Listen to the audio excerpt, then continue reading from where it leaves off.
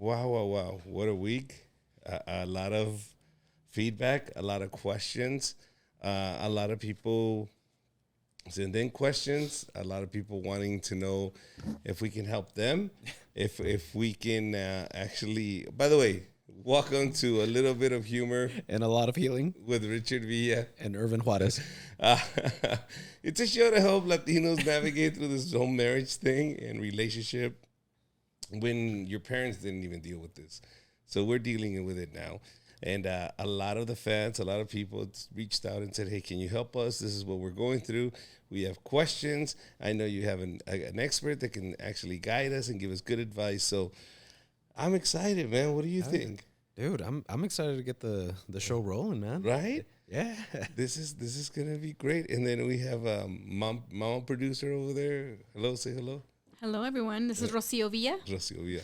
Yeah, or Mrs. Villa, or the comedian's wife. Comedian's wife? Comedian's wife. The comedian's wife. That's what she's known for. So she got also a lot of questions from people. So we're gonna deal with some of them. So how was your week before we get started?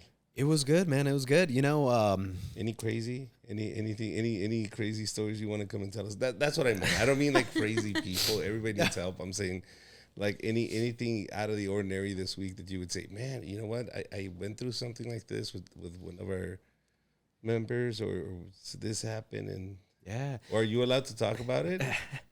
I'll be very Vague? Vague. There we go. I'll be very vague. But here's one of the things I'm loving about the show. I have a profile on Psychology Today. It's like the Facebook for therapists to look for work. Like you can find therapists there. And I've been getting hit up way more by Hispanic people and getting emails and couples and stuff like that. They're coming my way now. Yeah, because they see the show and go, Yeah. este sí sabe, él sí sabe. Yeah, for real. Cuando venga doña Conchita le voy a decir, mire, el Erwin me dijo que usted se está pasando de lanza, señora. Usted la neta ya se pasó. ¿Cómo que quiere ver mi cheque? What do you mean once you me pay check? Estás pendeja. No, you know, it's cool because I got a couple that they're in their mid 60s.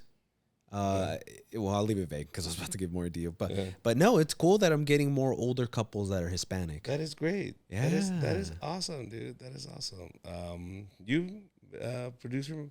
Oh, I have scenarios for you for sure today. Oh, you have scenarios. I do. I have a scenario that we would like to. I don't know. You guys are ready for it? Let Oh, me know. we're ready. Oh, we're yeah, ready. let's We're go. ready. All right. Let's jump So in 'cause actually, this person's related to you, Richard. Oh. She said she gave me permission to bring it up to the show, and Wait, and I know this person? yes, Oh. yeah, she's your cousin. Oh, she's my cousin. Yeah. Oh. So she gave me permission. I don't know if you're on here, so she's having a problem with middle-aged 30-year-olds. She's finding these men, right, that she wants to date, Uh-huh. but she's finding that they don't want what she wants, and they're taking her to places like Dave and Buster's, and they want to go have ice cream on the first date, and then come over to the house and dance bachata. Is that an okay thing to do on the first date? Is go to their house and wink wink dance? Yeah. I'll let you deal with this first, because then I have an opinion on what's going on. I mean, there's plenty more behind this story. Of course. There's plenty more. She's just to set it straight. She doesn't go to bars. She doesn't go to clubs because she doesn't want to she's not in her sign. 20s. She's not in her 20s then. She's 31. Okay. 31. Okay. 31. Yeah. She's an independent entrepreneur. She knows what she wants. She's very go-getter. She's economically independent. She does everything. So must she be wants my the same cousin. from a. She's probably my cousin. Yes, she wants the same. Exactly. She's just like Richard, but in a woman. She's very independent. She wants the same from a man, but she wants him to be taking initiative. Yeah. That's the problem that she's having, is that these men are not taking initiative, and she's having to tell them what to do. And she wants a man. And these guys are kind of just like, hey, so no. Another thing is like paying for food. Like she offers food to pay, and then when she offers, they never want to. They never want to pay again. No. So she's learned her lesson there, and she no longer offers. Okay. Right, because she wants to have. She doesn't mind doing the 50-50 thing. Yeah, sure. But she's noticed that every time she offers to pay first in the first date, that's the ongoing thing. So where she's meeting these people are like these church apps, or these dating apps. Yeah. Okay, I don't want to say her name, but just write it on the board, and I'll know her name. All right. Okay. All right. Okay. Okay. I know her. She's very beautiful. Okay. Very strong. She doesn't need a man. I mean, the man that she's gonna have to be with has to be a man that complements her strengths, Yeah. and she complements his strengths. You know what I mean? That Yeah. she needs to find a strong individual, but she's not gonna find them in bachata clubs. She's not gonna find them in bachata classes or in bars or anywhere else with her girlfriends are gonna go. Those guys are busy working. Yeah. Does that make sense? Yeah. Yeah. The guy that she's looking for is working. So it's kind of weird because, well, I want you to answer this and then I'll continue where I find a solution. And that's, for sure. that's where I think she's lacking because Right. those guys that she's looking for, they're not at the party scene. Do you understand? Those guys have moved on. That was me when I was 23, 24, 25, 26, 27. That was it. Like, those were my years. Do you understand? Once I got out of college, that was my single life. Right. That was all my life. You understand? So, Yeah, you have a solution to this? You know, I have a couple things that really popped out at me because I look, a majority of the people I work with are young females. And one of the things that I try to give them context about is, from what I heard, she's very independent, very strong. She's an entrepreneur, so she makes money, and she really doesn't need a man, right? So she's living her life, her life. Oh, she's rocking and rolling. She's rocking and rolling. Here's a couple things that I find these kind of women run into. To be an entrepreneur, you naturally have to be a little bit more masculine, meaning assertive, disagreeable, meaning if they give you a bad deal, you speak up. You're like, no, I'm not going to take that. Now, think about it. You have to be that way to be a successful entrepreneur because you're not just going to be, yeah, no problem. Like, no, you're going to speak up, right? So in your career, you're going to do really awesome. But understand that type of personality or those type of traits don't lend themselves well in a relationship, especially if you're the woman in the relationship and you want a bit of a more traditional type of relationship. That's a little macho way of looking at this thing. Sure. But is that because it's the norm in our society that are people expecting you to? Well, to an extent. This comes from a dad with a daughter, by the way. Sure. No, exactly. No. You know, the reason I'm saying this is because a majority of guys tend to be a little bit uncomfortable if someone is like a woman is more masculine. And when I mean masculine, I don't mean you're a guy. You just have these traits, right? And here's the thing what I'm trying to get at. You having this strong personality, you're going to very naturally find yourself attracting more feminine men. And I'm not talking girly men. I'm just talking more submissive, more chill. It's just in psychology, you see all kinds of pairings. You hardly ever see two very masculine people together. Whatever combination, guy, girl, or traditional heterosexual couple. There's always like a yin and yang thing. So as a woman, if you're very strong-willed, independent, you're going to naturally be attracting someone that's kind of the opposite. And if she finds herself finding a lot of guys that don't want to pay, they want to do 50-50, they're immature or stuff like that, I'm not surprised that she's attracting that, to be honest. Because that's when I work with these types of clients that are females, that's their main issue. They're always unhappy with the selection of men that are in her pool. So here's the second thing I just want to add, and then you can jump in. No, I like what you're saying. When again, remember, psychology is a thing. So I'm just giving you psychology. I'm not saying good or bad, sin. No, I'm just giving you psychology. Women generally are hypergamous, and I'm sure you've heard that phrase on YouTube if you've been long enough. But here's what it means. Women, when they date either across or up. Meaning, if they date someone, like if they're making $100,000, they don't want to date a guy that's making $40,000. You want a guy in your range, at least 80 to 100, in that range. So across. Or a man that just makes more money than you. You're going to be very unhappy, and you might even start not respecting your partner if they're not to the same level as you. Because it's not like, oh, you're not a man because you don't make money. But you're going to look at him like, oh, he's not ambitious. I'm ambitious. You're not.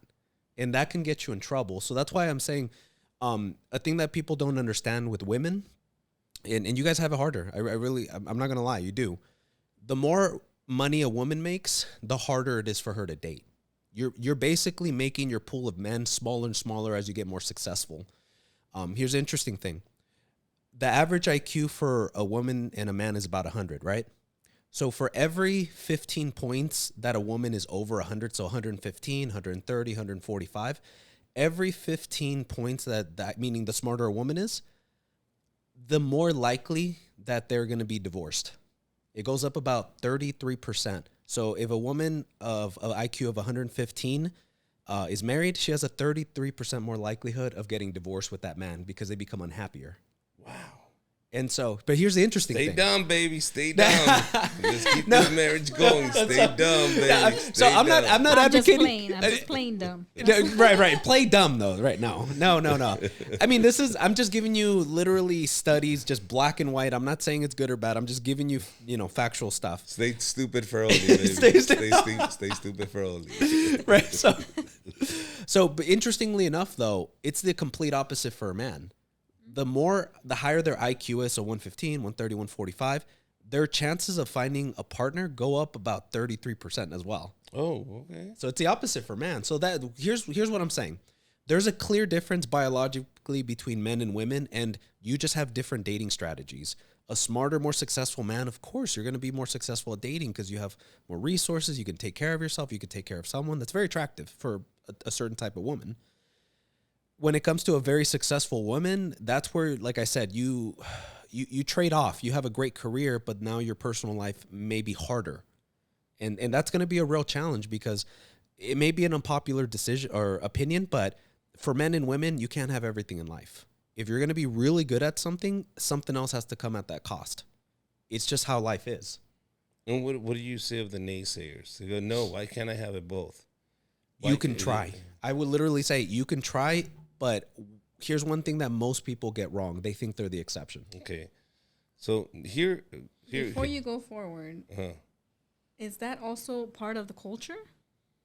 In terms is it of a culture? Is it a cultural thing as well? No. So this is just straight out biological. Like it's just go to Sweden, country. Switzerland, any country. There's a very distinct difference between men and women. And generally, again, I'm giving you generalities. It's not like every 100% of the time, just generally 60, 70% of the time. Men and women just make different decisions. Women tend to get into fields or things where it deals with people, taking care of people, talking to people, nurturing. It's just a natural biological mechanism women generally have. Men, they tend to get into more hard labor work or logical work, things. For the same reason, you won't throw your baby away and you find him beautiful when nobody else finds him beautiful. Yeah. Do you understand? Yeah. Because they want to make sure you don't throw him away or kill him. So they make sure that in your genes, once you see your baby, you go, oh my God, the most beautiful thing. Like, that's an ugly ass baby. Yeah. But in your eyes, as a parent, that's the most beautiful thing you've ever seen. That's true. So it's genetic. Right. There Of course. So here's my advice to my cousin. Yes. You've outgrown your group of friends. You've outgrown your circle. You now have to go to different organizations. There's different business clubs that you can join where these are like different organizations that just get together to network when it comes to business and promoting themselves and start running in those circles now. Mm-hmm. People that are into the same thing you are. Like literally, you're gonna have to explore that now. Your life of dancing and going to clubs and all that shit is over. So the only way you're gonna find people at your level if you go to these places. Yep. Where other business people go and they socialize and they network, any conferences. And that's where you focus yourself. And then look outside your comfort zone. Do you understand? I know you love a certain type. Yes. But you will be surprised, like, if you just explore and just get to know other people. Because you're young. You're young. Get to fucking know everybody. Jewish, black, purple, green, aliens. There's aliens. Did you know that? You can date an alien now. Yeah. Mija, don't fucking limit yourself to humans. Fuck it. Wait for a Martian. You know what I mean? Like, fuck. You don't want to commit yourself now. Now that you know there's aliens, you tell these motherfuckers, listen, motherfucker, I'm going to get some alien one. So you know what I mean? But I'm saying you're young. I say you explore. And like you said, look, I don't want you to limit yourself or play dumb to anybody. I think reach for the stars, become the most successful person you can, and you'll see how even Oprah found a partner. Yeah. Does that make sense? Yeah. Even Oprah found a partner that wanted to just chill. Yeah. So you'll find your little Oprah partner. You'll find somebody that's just willing to chill and hold on for the ride. And there are guys out there. Yeah. See, I'm not that guy. I'm Right. not that guy. And there are guys that go, dude, I wish there was a girl out there that can just take care of me. There's a meme that says, Yeah. I'm waiting for this call. Ya no quiero que trabajes. You know, the call you've been waiting for. Yeah, So- yeah. No. You know, I like what you're saying. You're like I mentioned earlier, right? Again, generally women like to date people on their level or higher. And like you said, you're gonna have to run in circles of people on your level or higher. Yeah. There's no other way around I'm it. sorry. And change your circle of friends. That's it. That's Sorry. it. And let me just put it to you this way as well. He said it right. Even Oprah found her partner. What kind of partner did she get? He's maybe not as ambitious. Maybe you have to look and see, well, what if I find someone complimentary? What if I'm the ambitious one and the person I'm with, maybe not as much? Maybe they're great in other areas. Maybe But he takes care of the house. He Exactly, takes care yeah, of exactly. your personal life. You know what I mean? Yeah. That's, And if you're not happy with that, then take a step back and I really mean it, right? I love using this quote for people, right? The definition of insanity is doing the same thing over and over again, expecting a different result. If you keep dating the same guys, going to the same places, doing the same things, and getting the same results in your dating life, it's obvious it's not working. You have to do something different. Do something different and you'll get different results. So if you're not comfortable with the guy that's maybe a little bit more chill, not as ambitious as you, and you want someone that's a go-getter, that's more masculine or more of an entrepreneur than you are, right? Like higher than you in that sense. Take a step back and understand what kind of things does that guy like? Maybe he doesn't want someone that's super disagreeable. Maybe because look, that's one of the things I will say that when I talk to very successful women, you know, making over $100,000 and they come, they're having an issue dating. I have to tell them, I'm like, you know, look, have it in your head. You're a very strong personality person. And a man doesn't want to come home from work tired to go and combat with you and you being disagreeable with them. Understand you have to tone it down and you have to understand you have your personality at work where you're a go-getter and you're this person at home where you're again, if you're traditional, you're the feminine one, you're the loving one, you're the nurturing one. You have to understand when to turn it off because a lot of successful women don't know how to turn it off. now, that being said, yo sé que te gustan los morenitos, Dominicans, and they're nice, tall, gorgeous, brown skin. I know. But what about a paisa? You ever thought of a paisa? Yeah. A paisa chaparrito, you know, he's loyal, hardworking, shit. You know English, he doesn't. You know what I mean? Like, you ever thought of that?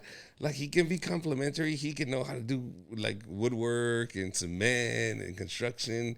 Mija, that complements your lifestyle. You want to remodel your home, it will cost you nothing. I'm just saying, mija. Because if you marry a paisa that knows construction, even I would benefit. I need the backyard done. So just think about that, mija. I know you like, you know, bachata and all that, but maybe a paisa. Maybe un chinito. They're great, dude. Like, I'm just saying, explore. Yeah. Don't be narrow-minded. Just like you said, you tried that. Let's try other people. Let's try everybody. Russian, they're good boxers. I'll do it if you can get a boxing boyfriend. That'd be great. I hope this helps, Mija. I really hope this helps. I know he makes more sense, but you know, just think about it. So while we're on the subject, why do people choose to ignore those red flags in the beginning? What do you mean? What red Oh, flags? yeah. Just Like any red flag, yeah. and then just any red flag. Because there's people that get married even after they see all these red flags, and then they end up getting divorced. Yeah. Why do you think people do that? I'll tell you what I've seen, because it happens really often.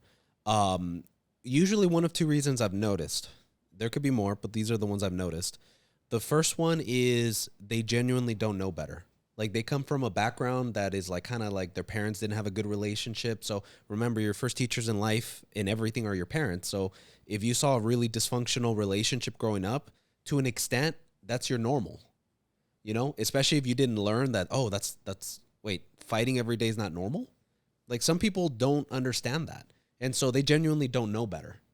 They literally. Can I ask you a question? That being said, we were just discussing this. Oh, yeah. You said a female will act more like a male if that's who her parents are, right? Like, for example, if her mom is very masculine, she will portray those traits, right? And you said in a relationship, one plays that role, female or male. Always. Okay. Always. That being said. And so, Oli, I wanted her to be a tomboy, my little girl. I wanted her to love boxing. Of course. I wanted her to love dirt bikes. I was ready to buy her a 22. Like, I was, oh my God. But she grows up to be such a girly girl. Right. Did I do that to her?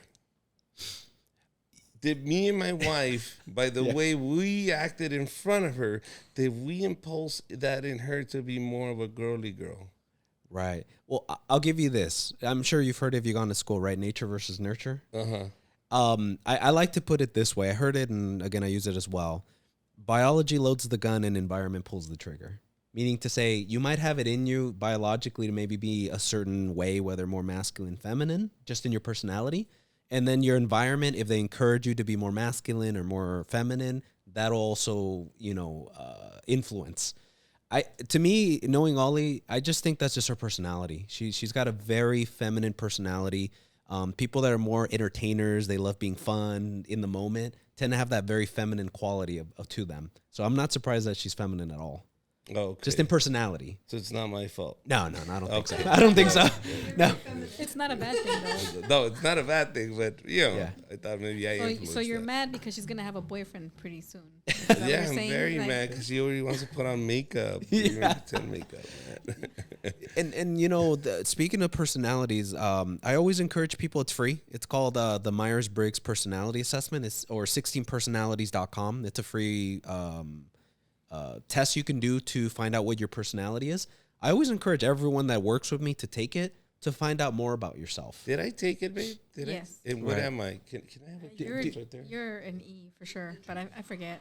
Was it like ENTP, ESTP, ENTJ? ENTP, probably. ENTP, right? I was guessing that might have been this personality. Yeah. Because I'm super into this. I'm always kind of like. to do it again. Yeah, that'd be It's interesting. been a while. It's been a while for you. Well, the reason I tell people, especially couples, to do it is because people need to understand you have certain quirks. The personality assessment gives you an idea of how you take in info, how you relate to people, what's important to you. That's why I like it. So, for example, if he was, an ENTP as an example, people what is that? Before we continue, what are you guys calling me? Right. Sounds like a bad word in code. A lazy piece of shit. Short word, lazy piece of shit. Okay. What the?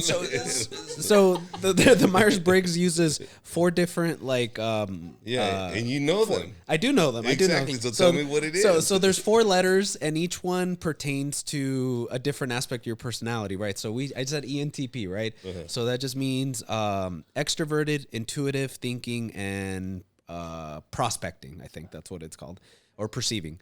So each one means something. So E is just extrovert. It means you like to be around people. It gives you energy. It's very fulfilling to be around people, and it's not draining. Yes, you have a battery. After like a certain amount of time, you'll get tired like any human, but you will find yourself wanting to be around people more often than me. I'm an introvert, a hard introvert. This is really fun, but I can only do it for so long, and then like my battery just shuts down on me. Like I get tired faster. Intuitive just means that you are very comfortable with ideas. When you like, if we're talking concepts, you get it. I don't have to show you like something concrete for you to understand what I'm talking about.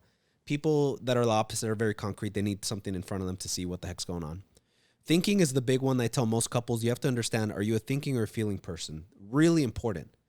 Really, really important, because it's how you relate your emotions in your head and to other people. If you're a thinking person, whenever you do anything, you're coming up with reasons as to why you should do something or why you should feel that way. There's always reasons. So when you talk to a thinker, they usually tell you, well, this is what I think about the situation. Their emotions, they understand, is like they muddies the water. Like they don't like it. So if you try to relate to a thinking person with your emotions, they're going to look at you like, but what are your reasons? I get that you feel this way, but what are your reasons? It'll annoy you, to be honest, if people are too emotional.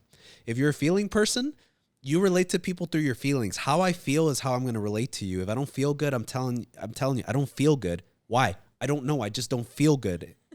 Right? And it's annoying to the thinker because you're like, you're not giving me a reason. What do you mean? That doesn't make sense. So that's where couples need to understand, what are we working with?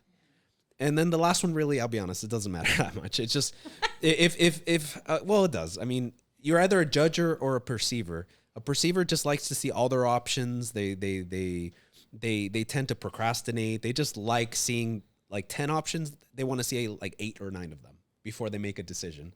A person that's a judging type is more assertive. They're like, no, I like this one. I know it's number 2, but I'm good. I love that one. They're more assertive and they're more judgmental in the sense of like, this is my narrow view of things. I understand that's what you think, but I think this is the right way. And so they're more assertive. They're not very flexible when it comes to their thinking. So I always tell people, do the personality test, because here's the reason why. Out of those 16, there's some personalities that are more masculine. Doesn't matter if you're a man or a woman. If you happen to have this personality, you're going to lean more masculine. If you have this personality, doesn't matter if you're a man or a woman, you're going to lean more feminine. You know what I'm going to do? I'm going to put the link to this test right on the description on this video. So people can actually go take the test, go back, listen to this video, and go, man, that motherfucker was right. He was right. That is me. It just helps. It's a cheat sheet for your partner. Yeah. Like, oh, that's how you relate. Okay, well, if I'm a feeler, I'm gonna have to come up with reasons so that you understand and you don't get annoyed at me when I'm telling you I'm sad. I had a bad day. All right.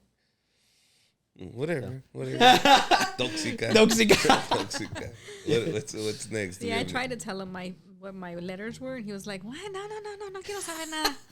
Sácate con tu brujería. With your voodoo. Yeah, see? No quiero saber tus amarres. Tóxica. What's another question? I have another question.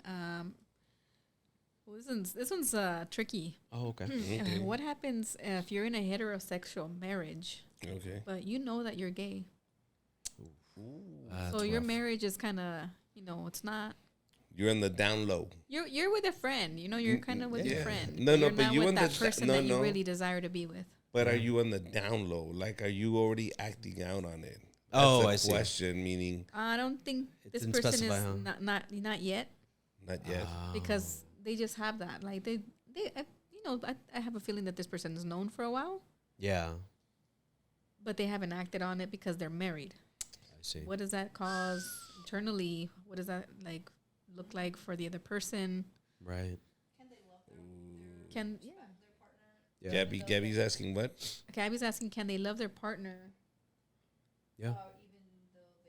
Even though their sexual attraction is not who they're with. That is a true, because we talked about. Is there real true love? Can you fall in love with your partner even though you're not in love sexually with them? Yeah. This is a great question, because I did make a whole argument on how this is a business. In a business, you can have good business partners, but you don't have to fucking be friends. Yeah, but you just both but you both work together. But that's I'm saying similarities. Yeah, you work together great as a couple. You complement each other so well, but sexually you don't. That's it. But business partners in a marriage still have to have love, regardless of whatever transaction. There's always love. I'm not talking about love. That's the question here. There is love in a partnership. Like if you have a partner but is it that love that you want? Is it that full? Is it fulfilling love? Depends on the girl. Yeah. Or the man. Or the man. Depending on it depends, exactly. Because this person, obviously, sexually is not fully attracted to their significant other. Right. Fully satisfied. How does that affect that person? Because... Oh, yeah. Well... Good job. There you go. That's a curveball. Don't sweat. No. No, you know, get canceled. Go ahead. Answer that one. I'll tread lightly. Yeah. No, you know what? I've seen a similar situation to this. That's why I'm just like, it's a hard one. Really? So I'll tell you this. Like I said, I'm a little bit more loose or liberal with a marriage arrangement, and as long as both people are in agreement about it, that's their business. Because people come to me, it doesn't matter if I agree with you with stuff. If you need help and you're trying to work it out, I'll work with you. So if this couple came to me, for example, and he came out to his wife and said, you know what, I'm attracted to men. I think I'm gay. I still love my wife, but I'm not sexually attracted to her. That's where we, like a business, where we have to sit down and go, okay, what are we going to do? Hold on. Like if I'm sitting in the couch, Sure. okay, and I'm a woman or a man, regardless, and my partner just said, I'm gay. I mean, you don't think the wife's going to go, well, hold on. Are you sure? like, have you ever had it before? There's no, I just have a feeling. Hold on, we're about to throw away our marriage, Right. our kids. But it's like something. Hold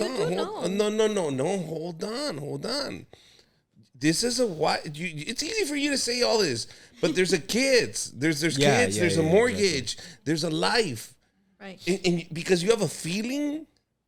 Do you understand that the feeling tomorrow you go, it really hurts. I didn't like it. I've seen people. I've had friends whose uncles were married to women, and then they divorced, and now they're with men. Yeah.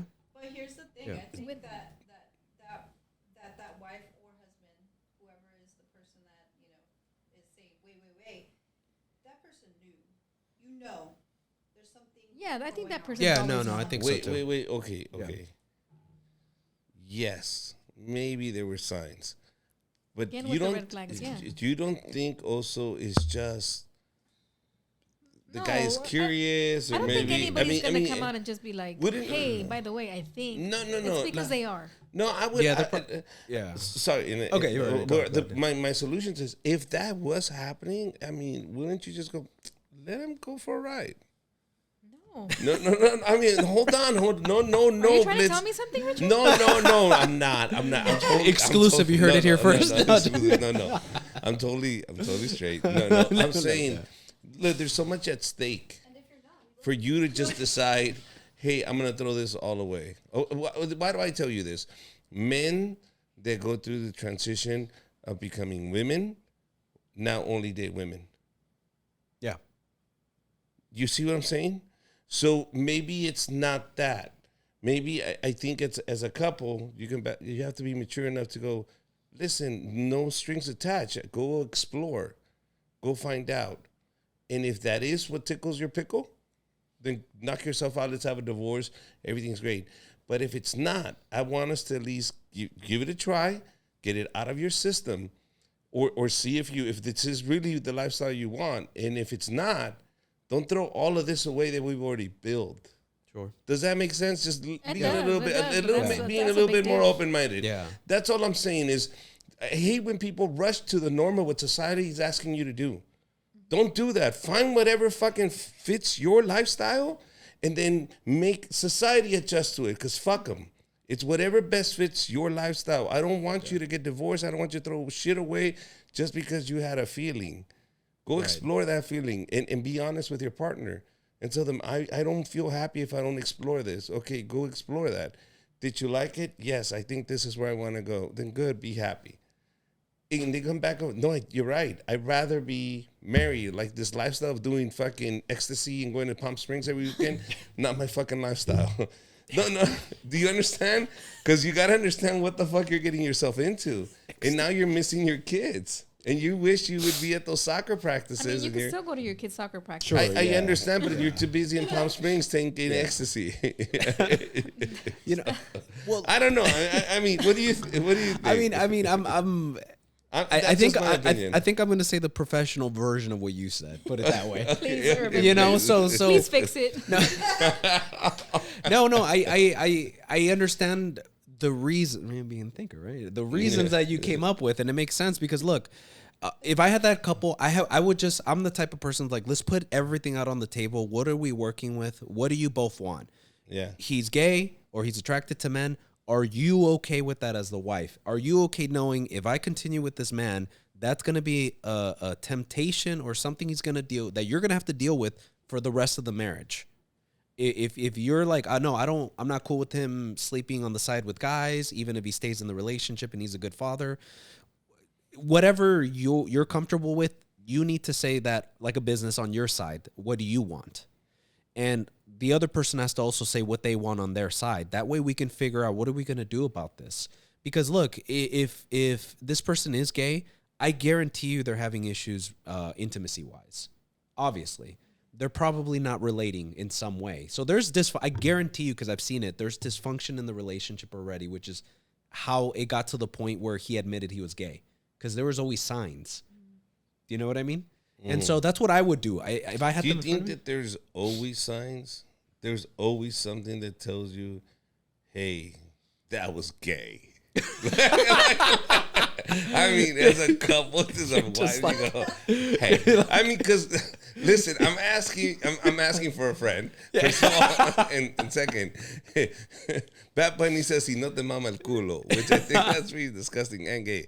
And I mean, but Bad Bunny said it. You know what I mean? So, so my question is, what really justifies this as a gay act? Like at what point do you go, that's gay, bro? That's gay. I mean, you know what? Wouldn't it just, I think a large part is intent, I imagine, right? Yeah, but is it because he, like for example, like, hey, put on this jersey. I mean, yeah. Like at what point do you say to your husband, honey, I think we got to talk. This is pretty gay. Like, what's that trigger? What's that sign? Because I don't want people to just go, yeah, stupid, but what is that sign? Because obviously, women or even men don't see the sign of their wife maybe being a lesbian. Or I mean, we're talking about just guys being gay, but women are gay too. Of course. And women will be with a husband. And I think, in my opinion, I don't even know, I'm not even an expert, but I think women tend to hide it even better. They'll just go, fuck it. Because men will go, fuck it. It is what it is. Yeah. You know what I mean? But what like, you've heard these conversations before, and you're going like, really? You didn't know he was gay when he did that? Like in your mind, I know you don't tell them that, but really, big red flag, you didn't see that coming? Like, what are some of those things that we can expect as a wife? And then we'll talk about as a husband what you can expect as if your wife's a lesbian. Oh, I think this is great information. I think this will help a lot of people. I'll tell you, this would be definitely a sign, but I will caveat that this would be a sign. Generally, there's issues. If your husband is, assuming he's healthy, let's just, again, because if there's diabetes or issues with physical stuff, this might rear its head. But if the husband has zero interest in sex, if you guys are, especially on the younger age, there is zero interest in sex, or it's very rare, that would be a red flag for sure. Well, that's the same red flag as cheating.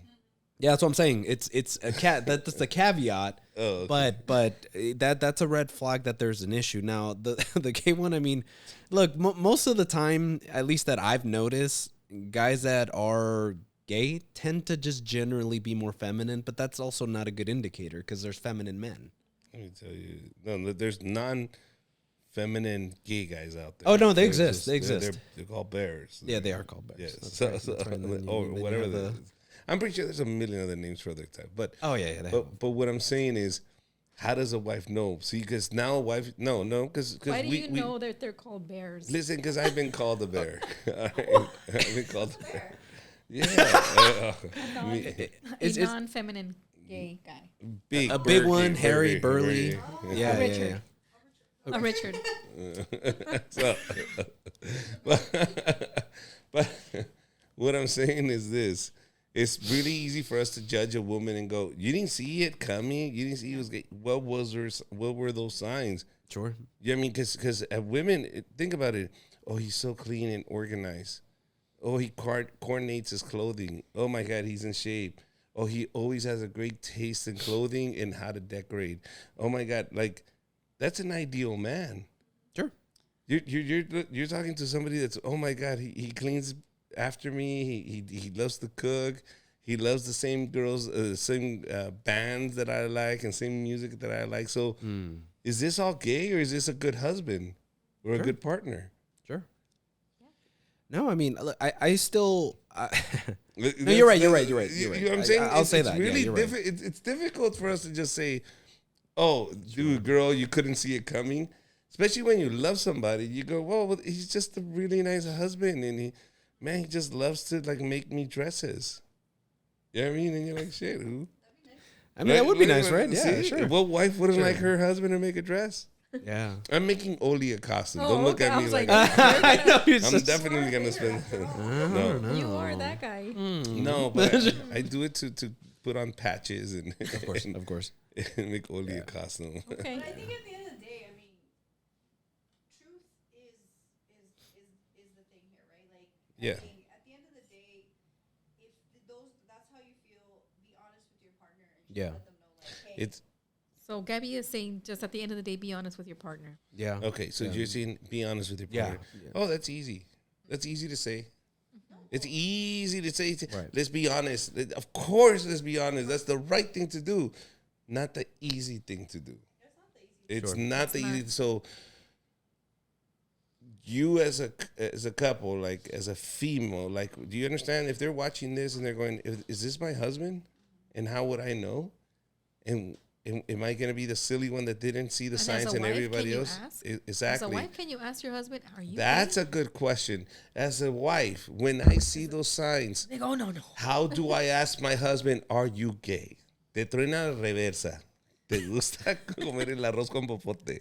You ask him all the hard questions. No, are you touching cloth? All those things. I mean, are you playing peekaboo with the neighbor? Like any of those things. Like, how do you approach this? That I mean, that would be interesting that the wife is already having suspicions. Okay, so should she approach him? Should she go, hey, bro, what's up? Do you like dudes? Is that how she does it? Because I want people to watch this and go, okay, I have a problem like that. How do I approach my husband now? Yeah. I think he might be gay. So how do I approach him, and how do I approach my kids with this? Right. And tell them, hey, daddy's gay. Like, how do we discuss this as a family? Yeah. Well, I think that one's a little contextual, to be honest. I don't know what that word means, so you have to go back and tell me. I think that like case by case basis. How about that?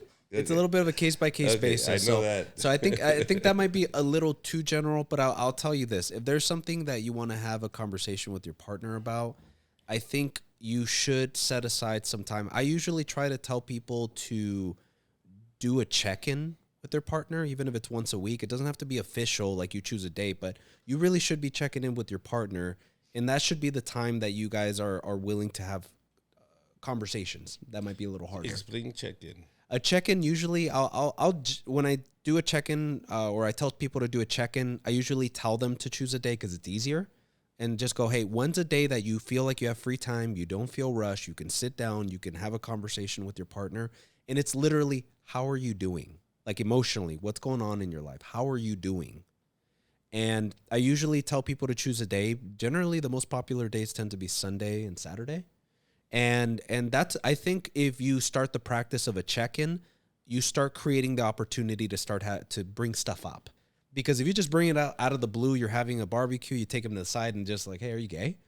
Like, that's probably not the way to do it, right? But you want to build some rapport with your partner so that you feel like you can talk. So maybe that's what I would tell someone. Try to see if you can implement like a check-in with someone to start building the rapport, to start having conversations with them. And then that's when you could start kind of having these bigger conversations. Wanna go see Barbie?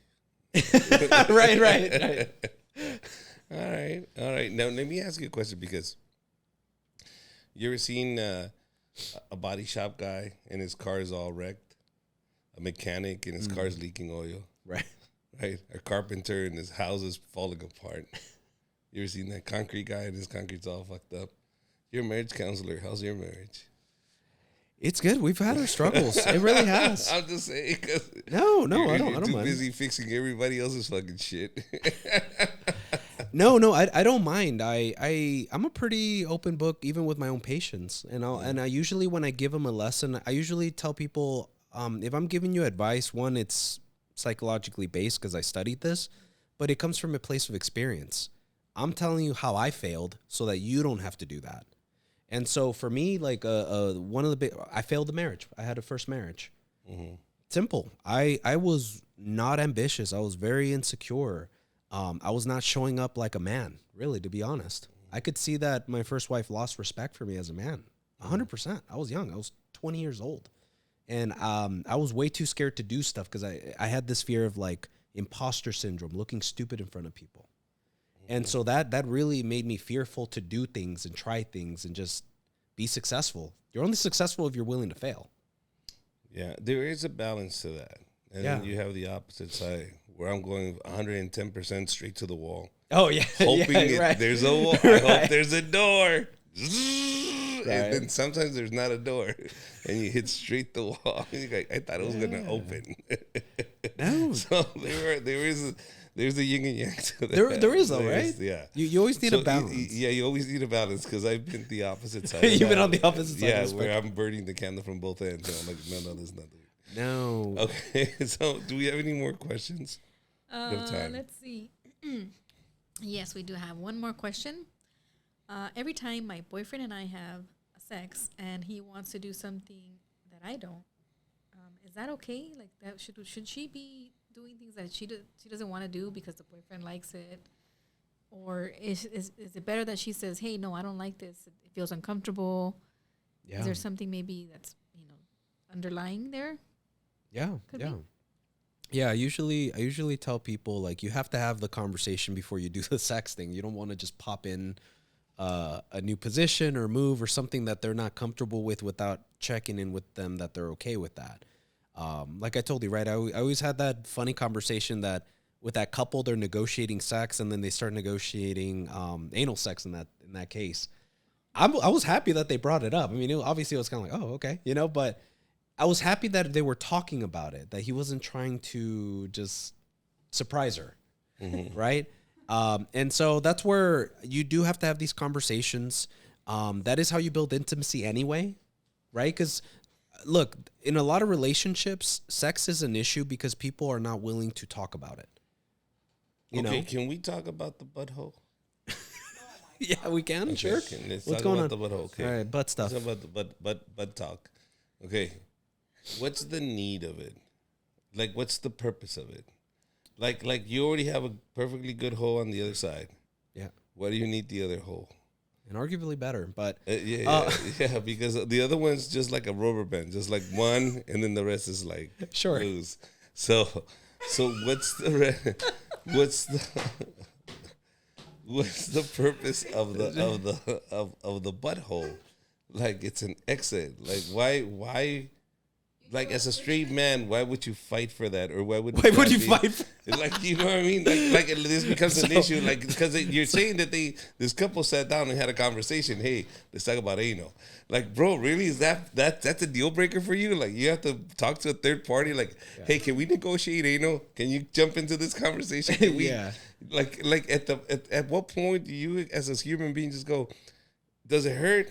You don't like it? All right, fuck it. Let's not do it.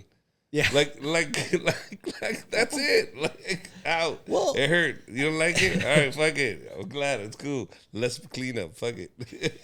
You know what I mean? Well, fair. Okay. Look, I'll say a couple things because, like, the topic of sex is something I actually find pretty interesting for the most part because there's all kinds of interesting quirks when you start looking into it. Well, first off, something like I think it was like 43% of all relationships in the U.S. have tried anal at some point or will try anal at some point. Of course. So that's an interesting one, right? Yeah. So that meaning enough people do it, but about 10% of couples regularly do it. Like, there is a demographic of people that actually really do it. The reason 50% try it, you know why? Because they're trying to see if they got that 10%. Yeah. It's not because, well, at least it might, and it's not a deal breaker. It's not something I do it. Okay, does she like it? No? All right, fuck it. I guess we're not doing that. Sure. And I have a perfectly good hole on the other side and everything's good. You understand? But that's not a deal breaker for me. But is there people, like, I can say that, but there are people who go, no, if I'm not getting anal, I don't want it. Yeah, there are. There actually Do you are understand? like This that. is what I'm saying. Exist, so for sure. So we have to talk about this. Is as a couple, you have to be reasonable, bro. Like, it hurts, bro. It's like shitting backwards. You ever take a big shit? And then you take it backwards, it hurts even twice as hard. So have you had situations where the husband is like, I need this? I interestingly enough got the opposite, where the wife was asking for it. Oh, Yeah, she was one of those 10%. Here's a curveball. Never mind. But see, she's one of the 10%ers. But so as a husband, I'm the kind of guy that I won't try it, but if she wants it, you need to try it, right? But tell me the case. I don't know. Yeah. Well, again, all of it also has to do with like adventurousness, like the personality thing I talked about. There's just more adventurous personalities, and there's the personalities that are like, no, I'm good. I like vanilla. We're good. I don't want to do anything outside of that. Mm-hmm. Well, that's where you have to have a conversation, because if it's that much of a deal breaker for the guy that he just genuinely dislikes it, well, maybe you can negotiate. Maybe we can't do regular anal sex. Can I do a toy? Can we do something else that maybe can scratch that itch for you, I guess, if you want to call it that? Yeah. But you negotiate that out, right? Like, what if you... Well, no, hold on. So this situation, the wife was like, yo, don't put it in the front, put it in the back. Like, what was the resolution here? Like, how do they resolve this? I want people that are watching this to go, shit, that's how you fix it. Yeah. So, how did they fix this? So, thankfully for the guy, it was like neutral. He wasn't bad. Like he just didn't initiate it because he didn't care for it. But since it was a big enough deal for her, he negotiated his side. Like, I'm willing to do that more if I get this piece of it. Like, I do something, like you do something for me that I like. Like BJ's. Yeah, like more of that or something. And so they negotiated and talked it out, and then there you go. That they were both happy with the deal. You know what? As just as that in that aspect, I think I go to marriage counseling just to negotiate the sex. Oh yeah, it's perfect. You go in there, all right, bro, we're good, everything's good, but like we need to negotiate. You know what? It surprisingly makes it easier to have a mediator there, because you kind of get, like, once you get the initial embarrassment out that you're talking about it with a person, it becomes easy. Because in a way, they're not really talking to the person directly. Like, oh, I want more oral sex, or I want anal sex. Or you're talking to the therapist, but you're sort of telling it to the person indirectly. Yes, they're hearing what you're saying. Exactly. So it makes it easier. So people, but for me, it's perfect practice. I don't care how you do it. Just start the conversation so you guys get comfortable with the topic. Weirdest shit people have asked for. Weirdest stuff people have asked for. Yeah, suck my toes, eat my earwax. Like, what the fuck? Like, what was the weirdest one? Mis piojos, like. I think I think the one of the weirder ones I remember hearing about was that the guy likes to do like virtual sex, or like through video, but he likes to wear women's underwear. Okay. So that's that was his fetish a little bit. Yeah. And he liked to watch his wife and him watch, or her watch him, but he's wearing women's underwear. Okay. So I was like, oh. It's crazy. So Oscar de la Hoya? Oscar de la Hoya. I signed an NDA. I can't comment on that. Wow, dude, that is crazy. Well, yeah, but it's funny because how hard was that for him to have to bring a third party to say, I just want to wear panties and I want her to watch them. Yeah. I mean, I need a third party to talk to and say, hey, this is what I need for me to get off. Yeah. And that's it. Guys, save your money. Just fucking go to your wife and go, listen, babe, I don't want to spend money. I can use that money on lingerie. Right, for me. So for me. So this is what I want to do. Really, at the end of the day, if you can just do that, talk to your wife, talk to your significant other and say, hey, this is what I'm into. Just scratch this itch and we're good. Why do you think people don't do that more often?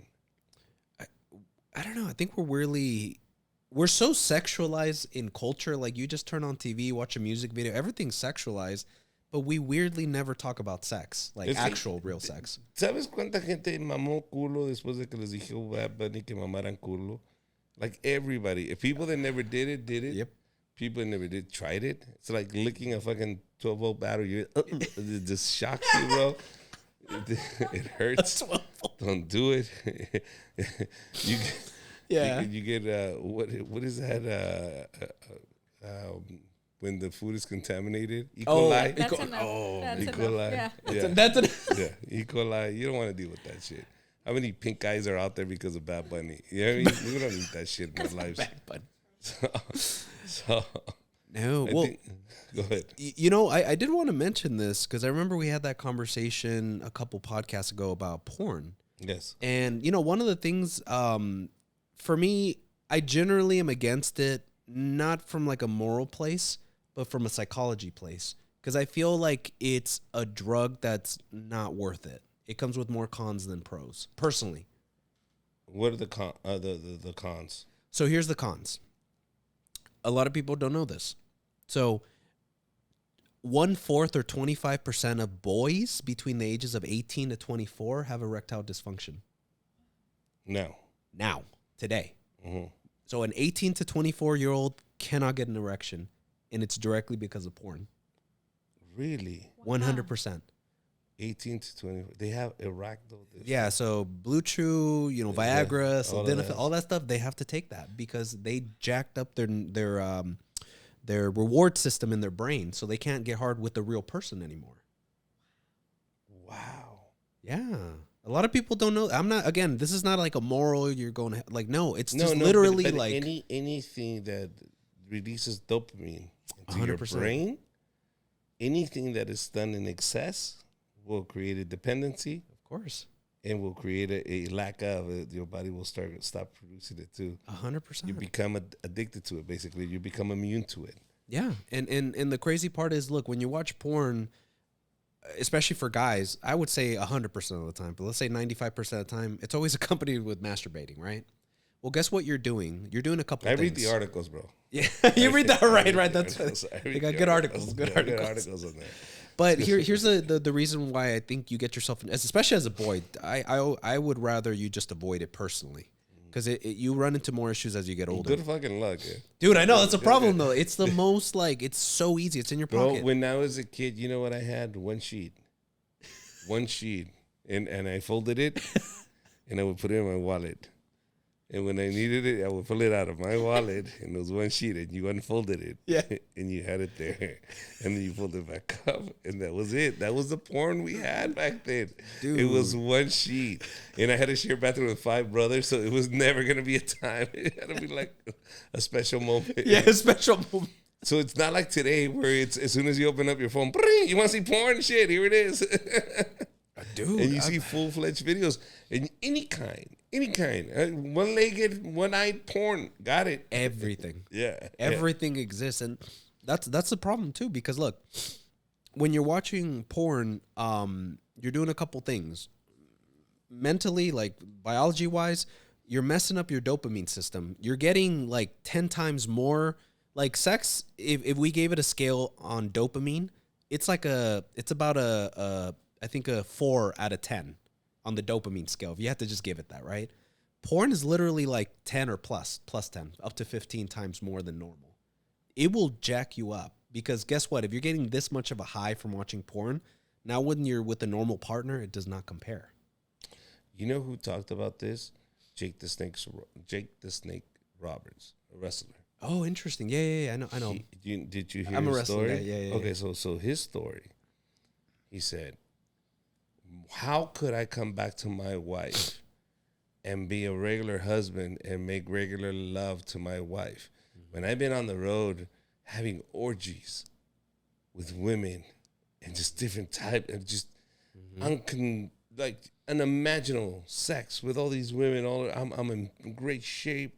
These women, I'm a rock star to them.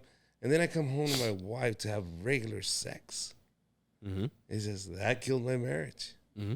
There's no way my wife can compare to what was out there on the road. Literally. Yeah. Because you can't compare to them. Like, it was orgies. It was just different types of women. It's not that I didn't love her. It's just sex was not going to be the same. It doesn't compare. Yeah. And think about it, right? Like that's why I don't have orgies out there, bro. I don't want them for my marriage. You know, that toxic guy. Relax. So no, and Jake the Snake Roberts said it. This was before porn. It was he lived a real life where he just every day was something. Yeah, that was crazy. Yeah, dude. literally. And it's as simple as clicking on a video. Now you have a new female that you're seeing, a new one, and a new one, and a new one, and so it just doesn't compare. So think about it, ladies. Think about it. If I can get sex there, that scratches that itch, then why do I need you? Think about it. There has to be more substance to a female now for a man to be attracted to her too, because it has to be more than just sex. Because I can get sex on this phone, on this iPad, on this computer. So if it's not sex, think about it. Look at where it's going. I mean, to the point, erectile dysfunction, you don't get excited? Dude, I could rip through my jeans at 23. Do you understand? True, right. Yeah, like back then, it was just, that's all we thought about. This is it. I could go for hours. But when you've been satisfying that itch and you masturbate all the time and you have access to all this porn, at the end of the day, then why do I want you? So there has to be more. Either you give more substance or you do less masturbating, less watching porn. But that's not going to happen. That is not going to happen. Hard. There's no way. Dude, there's no way a man is going to stop watching porn. Especially these young kids that have all this time to fucking... ¿Qué hace un niño? What does a kid... A 16-year-old boy with a phone... Dude, we had other shit to do because we didn't have porn. I had one sheet. That's it. But kids now, they have a phone with endless amount of porn. Why the fuck would I go outside? Why would I go outside? Why would I even talk to any girl? That's the other problem. They don't talk to them for what? Have porn. Yeah. No, it's messing people up. And interestingly enough, women watch porn a lot more now, like significantly more, because just even 20 years ago, it was barely like 10-20% of porn watchers were women. Mm-hmm. Now it's getting really close to 50-50. Mm-hmm. Like men and women are starting to watch, but almost. It's the access to it. Exactly. Yeah. Exactly. It's the dopamine that you get from it. Yeah. Of course you're gonna do it. Okay. Yeah. That's not gonna solve the problem. You're still gonna see more porn, and it's still gonna become a form of entertainment for adults and even young kids. It's gonna pervert young kids. It's gonna fuck them all up. Yeah. So that's not gonna stop. It's find the solution in front of that. What is that then? What is it? How else do we connect if it's not sexually? Because that's going away. So as a therapist, you're going to have to find out, okay, how does this relationship, this partnership work? Because it's not sex anymore. True. Well, here's a couple comments on what you just said. Mm-hmm. First, as a parent, do not give access to the internet to your kids without some sort of like you're watching over that to the best of your ability. I don't care what, because I get to talk to half of the people a good amount of the people I talk to are teenagers. They have unlimited access to the internet. They get some, they don't have to even look at porn. I had a girl who's 15, could care less about that kind of stuff. She's just real ditzy and out there. And so she doesn't think about dating or anything. She likes, video games or whatever. Mm-hmm. And she was just watching a regular video and just clicked on a link in the YouTube video, by the way. And it went straight into a porn site. She didn't even look for it. And she had to have a conversation with her mom, like, what did I just see? Like, it jacked her up.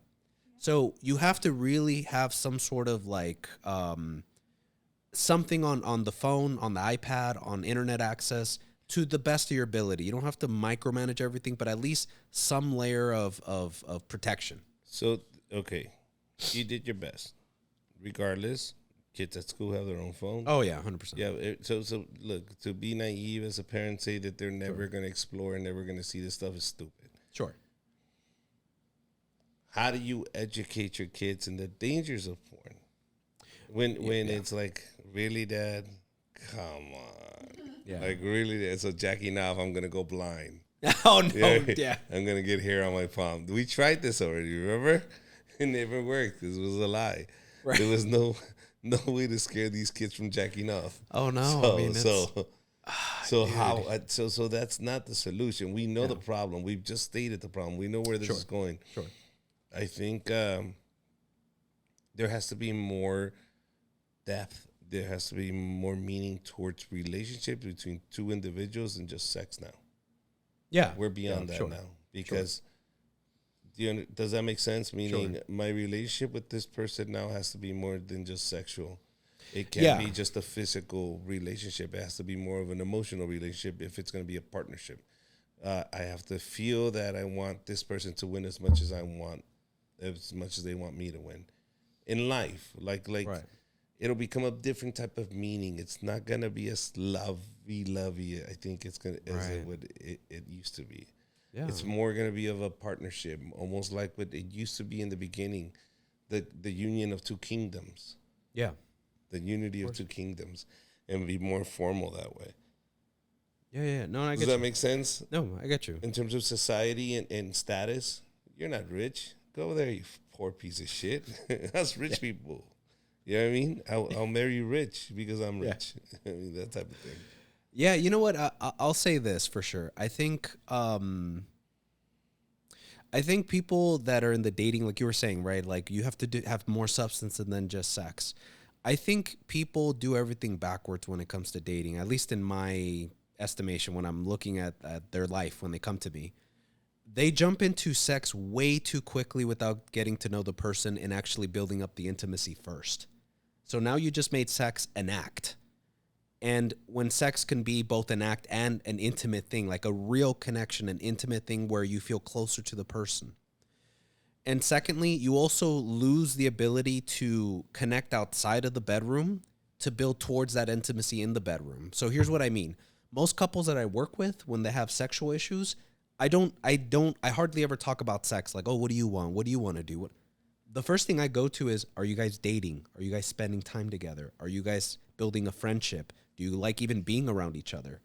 That's what I work on first, because once you get that going and you have the intimacy emotionally, it always naturally goes into the bedroom. They have no issues from there.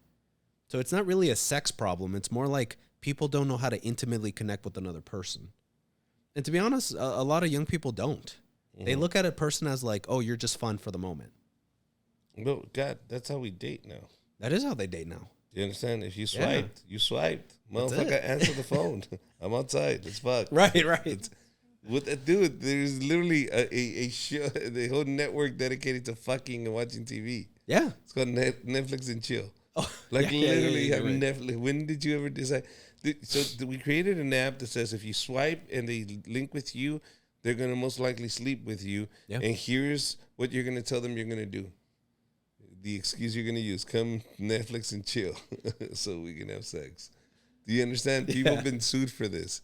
So that's our society now. Those days of courting somebody and talking to their parents, and those days are over, dude. And for us to pretend that they're not going to fuck right away, they're going to fuck right away. Oh, of course they are. As long as they understand what they're getting, as long as you go in there knowing, all right, fuck it, it is what it is. I don't have a problem with you exploring fucking half the fucking city. That's great. Knock yourself out, right? The problem is when you try to fake it and say, I can't find love. Look, you're fucking around. Relax about the love shit, you know? When you're ready to find love, you're not going to be using apps. Yeah, you're not going to be doing the stupid shit you were doing when you were single. When you're going to find for love, you're going to look at people. You're going to try to find out who they are, where they come from, what their interests are. You're going to stop being so fucking shallow. Stop thinking about yourself and start thinking about other people and what their interests are. And maybe that will spark an interest in you and go, maybe I should see that. Or maybe I should do this type of stuff. But you're not. You're too selfish. Where can I find somebody that wants whatever the fuck I want? Well, maybe we should find somebody else. And maybe you'll like some other stuff. But you're not open-minded. Mm-hmm. Stop doing that shit. God damn. Right now, you're young. Fuck around. If you're ready to stop fucking around, then change everything you're doing. Yeah. That's what I say. And then, shit, I told you earlier, I'm so glad I'm married. No, fuck this bullshit, dude. Yeah, it's BS, man. I made a joke the other day. I said, most likely nobody has pictures of my wife's tits. Why? Because she grew up or was in high school in that era where phones, they didn't have cameras yet. 100%. You understand? Mm-hmm. After 2010, if your mom gave you birth, okay, and you're a 12-year-old right now, when you go to high school and they say, I have your pictures of your mom's tits, most likely that person does have pictures of your mom's tits. Yeah. You understand? Why? Because the world has changed.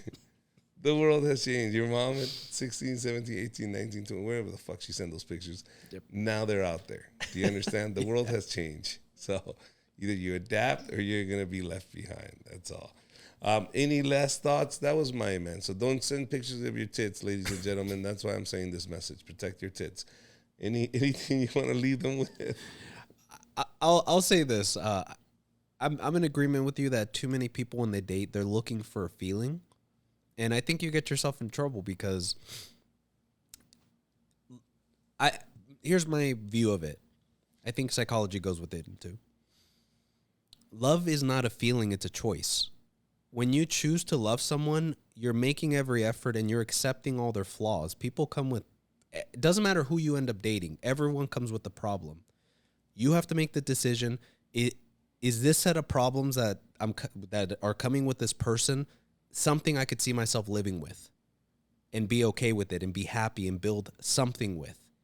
A lot of people just go for the feeling of excitement and it's amazing and we love each other and there's passion and that's great. But there's an expiration date on that. Some people call it puppy love. Do you know there's actually a word for it in psychology, that puppy love phase of the first few years? Yeah. It's called limerence. Limerence. Limerence is those first 2 to 3 years where you're just super excited. You're texting each other all the time. You're calling each other all the time. You're having sex all the time. You're just hanging out all the time. All that excitement and passion has a name. It's limerence, and it has an expiration date. And I can't tell you how many people after, year 3, year 4, year 5, they're just like, I don't know, we just fell out of love. I'm like, no, now you're really in love, because limerence is this high that you have. It's like love high. And it lasts for about, just like a dopamine hit. When you smoke weed, you get high for a bit and then you come back down.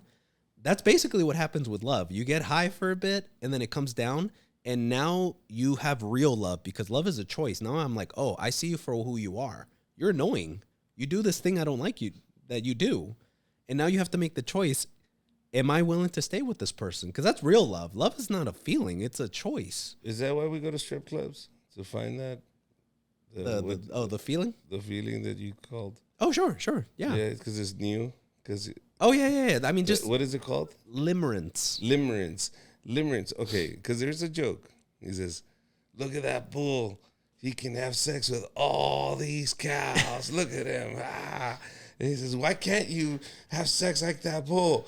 And the husband goes, because it's not the same fucking cow. If I was fucking different cows, I'd probably fuck them all too. My problem is I'm fucking the same fucking cow. So, I'm sorry. I just want to make sense of this. So, limerence. Is that what the bull's experiencing when he's having sex with all those cows? I mean, in a way, it's limerence is very specific to like a couple, like when you get together with someone for the first time. I think what you're referring to is novelty, meaning it's new. Okay. Yeah. Okay. And guys are actually built that way. We're looking for novelty. That's why guys tend to like porn a lot better, because it's like, okay, I see this woman, I'm attracted to her. I can click on a new video, get a new woman. She looks different and she's attractive. And guys like that. Girls are not the same that way. Wouldn't that be a big red flag of the fact that there's so much porn would let women know men are not faithful? Meaning, listen, if men were faithful, you would have to make one porn and make copies of that one porn, and then everybody would be happy. One porn, that's sex. It's naked boob. That's it. But it's billions and billions and billions of videos out there. Meaning, that's how quick men go, nope, that's enough. I need the next one. Does that make sense? Yeah, I know what you mean. I mean, look, there's a leniency to it, but I guess here's what I would say if, like, I had a client that was, like, trying to tell his wife, like, I want to sleep with other people. Guys are just built that way. I guess I would tell him, well, you get hungry, should you be eating all the time? You get angry that you want to kill someone, should you do it? It's a feeling, right? Like, that's just what it is. So I tell him like that. I don't think that's a good excuse. Sure, again, there's a natural propensity for liking new. But, you also have to understand that you can live that life, but you should probably be single if that's what you want to do. I mean, I have no issue. Go sleep with as many people as you want, but probably don't drag another person into it. All right. Well, let's wrap this up. I do want to tease the audience. I do want to focus next week's conversation. Yeah. And if they can send us some questions, that'd be great. Drugs in a marriage, alcohol in a marriage, abuse in a marriage in terms of abuse of drugs or alcohol, prescription drugs. all of that stuff. Like, how does drugs in a marriage create mayhem? How does that create divorce? How can that create unity? And also, in the terms of when I say drugs, I want to talk about all the drugs. Depression drugs, meaning I need to take medication. I need, as a person. Oh, yeah. Do you understand? Because it was a big deal for me to go to talk to a therapist and get medication, get out of this depression. But once I got out of it, I just didn't want to go back into it. I could feel me not being me on this medication. Oh, yeah. So I didn't like it, and I had this big thing with my wife. I was like, I'm not gonna take it. Yeah. I'd rather deal with what the fuck I'm dealing with, and acknowledge it and face it than take medication again. I'm done. Yeah. I don't want it. Yeah. But I had to take it. So what does that mean in a marriage? So not only just drugs, alcohol, marijuana, and then also in terms of getting out of depression, getting out of it may be mental illness. Yeah. You have the multiple personalities, schizophrenia, whatever that is. And then how do you deal in a marriage when a husband has schizophrenia, when a wife has schizophrenia? Yeah. How do when a kid has a mental illness? How do we deal with it as a couple? So I want to discuss all that when we do this next week. Yeah. That's our homework. And so if you have questions, guys, please send them our way. That is what we'll be discussing next week. All right, that is all. My name is Richard Villa with a little bit of laughter. And a lot of healing. Bye-bye, everybody.